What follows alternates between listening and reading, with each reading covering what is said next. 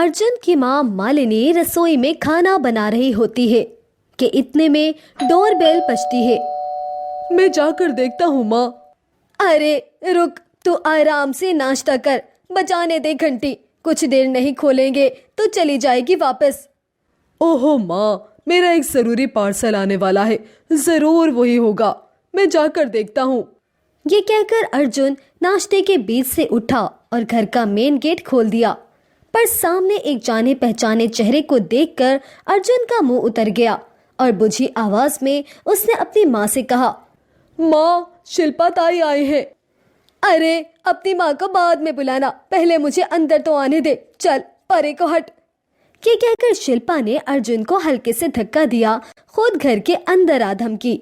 तब तक अर्जुन की माँ मालिनी भी रसोई से बाहर आ चुकी थी और फिर, अरे शिल्पा जी, आज आप इतनी जल्दी? हाँ, अरे मैं तो पहले ही आ रही थी, पर फिर सोचा कि आज इतवार है तो क्या जाने तुम लोग सो रहे होगे, बस यही सोच के थोड़ा रुक सी गई।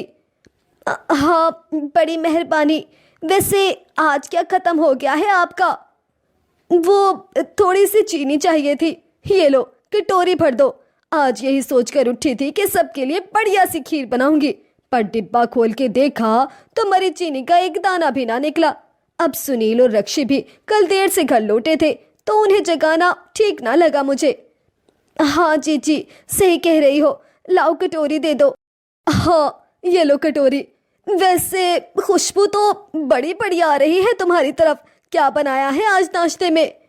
कुछ खास नहीं, मेथी आलू की सब्जी और पराठे हैं बस।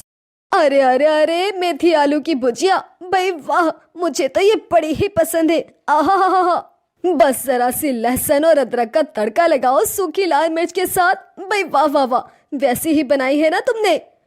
हाँ, वैसे ही बनाई है। खाओगी क्या? लाओ। अरे नहीं, पर इतनी जिद कर रही हो तो दे दो थोड़ी सी।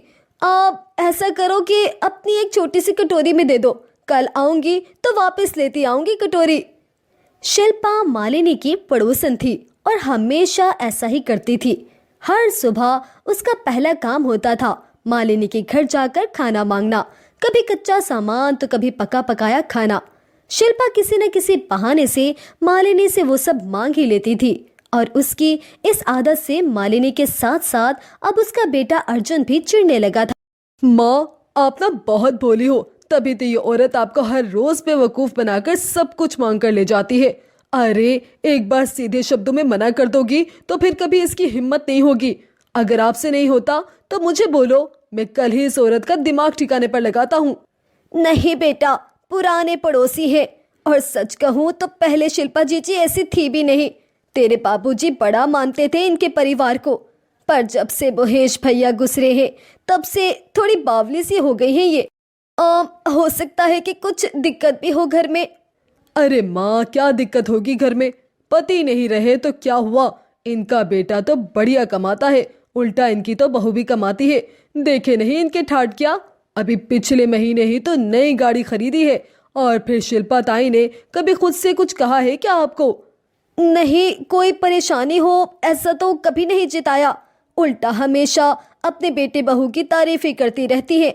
तू छोड़ना ये सब और ये बता कि ऑफिस से छुट्टी कब ले रहा है? सबिता का फोन आया था, मुझे बोल रही थी शॉपिंग पर साथ चलने को। ओहो माँ, मेरे पास बिल्कुल समय नहीं है, आप और सबिता देख लो ना सब कुछ प्लीज। ये लो, ये रहा मेरा क्रेडिट कार्ड, जो लेना है और जितने का भी लेना है आप दोनों देख लो सब कुछ। दरअसल यहाँ सबिता नाम की जिस लड़की के बारे में बात हो रही थी वो मालिनी की होने वाली बहू थी। अर्जुन और सबिता कॉलेज से एक दूसरे को पसंद करते थे और अब बहुत जल्द दोनों की शादी होने वाली थी। अर्जुन वेल सेटल था तो सबिता भी बहुत समझदार और सुलझी हुई लड़की थी। मालिनी भी इस रिश्ते से बहुत खुश थी। और फिर एक दिन, कैसी हो मालिनी, हो गई बहू के स्वागत की तैयारियां? हाँ जी, बस अब सही से हो जाए सब कुछ। वैसे तो ज्यादातर काम खुद सबिता ने ही संभाल रखे हैं, मेरे अर्जुन को तो अपने ऑफिस से ही फुर्सत नहीं। चलो बढ़िया है। अब वैसे मैं ये कह रही थी कि वो थोड़ा सा गुड़ होगा क्या तुम्हारे पास? हाँ है तो सही, पर थोड़ा पुराना हो गया है। अरे अरे अरे, फिर तो तुम्हारे काम कहीं नहीं रहा होगा। ऐसा करो, फिर जितना भी है वो सारा गुड़ मुझे ही दे दो। है, पर आप क्या करोगी उसका? शिल्पा वैसे थी तो मालिनी की पड़ोसन, लेकिन मालिनी ने उसे हमेशा अपनी बड़ी बहन की तरह समझा था। लेकिन जिस तरह हर रोज खाना मांगने को लेकर शिल्पा की हिम्मत बढ़ती जा रही थी, उससे खुद मालिनी भी बहुत परेशान हो गई थी। और अब तो उसके घर पर नई बहू भी आने वाली थी। अर्जुन की शादी के बाद इस घर की रसोई अब उसकी बीवी सबिता के हाथों में थी। और आज क्या पकवा रही हो बहू से मालिनी? कड़ी चावल बनाए हैं ताई जी, आपके लिए लेकर आऊं क्या? हाँ हाँ, कड़ी चावल तो मुझे बहुत पसंद है, जरूर लेकर आओ। सबिता ने फौरन एक प्लेट में कड़ी चावल लगाकर शिल्पा को दे दिए, जिन्हें शिल्पा ने कुछ ही मिनटों में खत्म कर दिया और फिर बड़े प्यार से बोली, वाह भाई, वाह वाह वाह वाह, मजा ही आ गया। बड़ी ही बढ़िया कड़ी बनाई बहू, जुग जुग जियो। ऐसा करो, इस कटोरी में थोड़ी सी कड़ी मुझे दे भी दो। जी ताई जी, बस अभी लाई। सबिता के लिए ये पहली बार था, इसीलिए उसे कुछ खटका नहीं। लेकिन फिर कुछ दिनों के बाद, सुनो जी, ये शिल्पा ताई की क्या दिक्कत है? अरे कुछ भी नहीं, एक नंबर की लालची औरत है। हर रोज खाना मांगकर खाने की आदत हो गई है। माँ को तो उसने अपने झांसे में ले रखा है, पर तुम इसके चक्कर में मत पड़ना। साफ साफ मुंह पर मना कर देना। हाँ। सबिता ने उस वक्त अर्जुन से कुछ नहीं कहा और चुपचाप रसोई में जाकर अपना काम करने लगी। और फिर अगले दिन, और भाई मालिनी कहाँ हो? वो माँ जी की तबीयत थोड़ी ठीक नहीं है, तो वो अपने कमरे में आराम कर रही है। जरूरी काम हो तो मैं बुला लाऊं उन्हें? अरे नहीं नहीं नहीं नहीं, मैं तो बस थोड़ा सा सरसों का तेल लेने के लिए आई थी। चलो कोई बात नहीं, मैं फिर बाद में आती हूँ। नहीं ताई जी, रुकिए, मैं अभी लाती हूँ।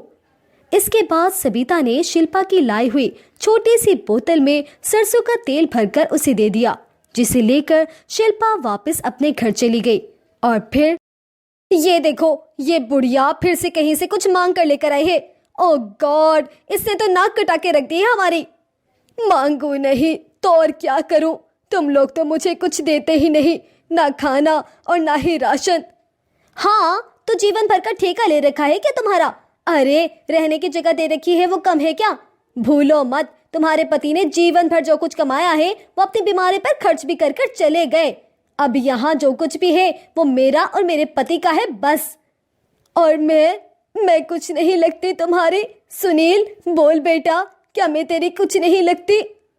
अब मैं क्या ही कहूँ माँ, मेरा कहना तुम सुनती ही कहाँ हो। कब से कह रहा हूँ छोड़ आता हूँ तुम्हें किसी अच्छे वृद्धाश्रम में। जरूर वहां पर तुम भी खुश रहोगी और यहाँ हम भी खुश। लेकिन तुम्हें तो मेरी बात समझ में नहीं आती है ना। हाँ बेटा, तू सही कह रहा है। शायद मेरी ही समझने में गलती हो गई। मोहल्ले में तुम लोगों की इज्जत बनी रहे, इसीलिए कभी किसी से कुछ नहीं कहा। लेकिन अब ऐसा लगता है कि तू ही सही है। अब जब बहू ने कह ही दिया है कि ये घर मेरा नहीं है, तो फिर आप हमारे साथ रहेंगी जीजी, हमारे घर में, जो आज से आपका भी घर है। अरे मालिनी तुम? हाँ जीजी, बहुत अच्छा हुआ जो सबिता के कहने पर मैं उसके साथ तुम्हारे पीछे पीछे चली आई। क्यों जीजी, क्यों कभी कुछ नहीं बताया आपने हमें? अरे क्या बताती मालिनी, मेरे खुद के बेटे को ही मेरी परवाह नहीं।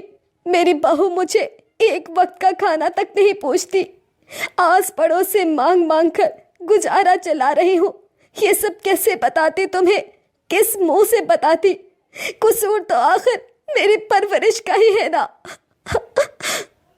नहीं ताई जी, कसूर आपका नहीं, बल्कि जिसका है वक्त उसे सजा भी जरूर देगा। अभी आप हमारे साथ चलिए, मैं आपको खाना खिलाऊंगी अपने हाथों से बनाकर। अरे नहीं बेटा, मैं ऐसा नहीं कर सकती। मैं तुम लोगों पर कैसे बोझ बन जाऊं? और अर्जुन वो क्या कहेगा?